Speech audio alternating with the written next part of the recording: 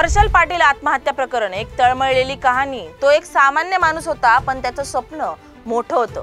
सांगली जिल्ह्यातील वालवा तालुक्यात राहणारा हर्षल पाटील वय वर्ष 35 अभियंता होता। जलजीवन मिशन अंतर्गत पाण्याचे प्रकल्प पूर्ण करण्यासाठी त्याने झटून काम केलं।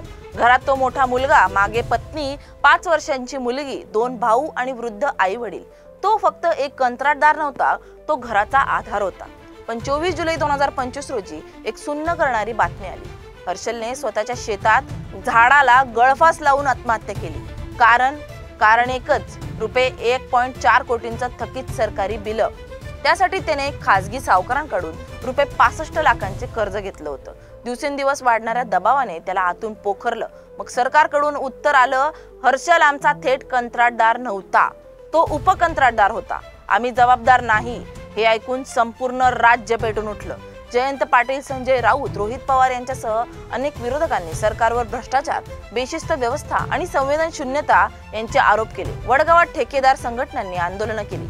महाराष्ट्रभर एकच प्रश्न घुमतोय, हर्षलनं आत्महत्या केली की त्याचा खून झाला आहे? ही केवळ एका माणसाची नाही, तर हजारो कंत्राटदारांच्या जिवंत दुःखाची कहाणी आहे।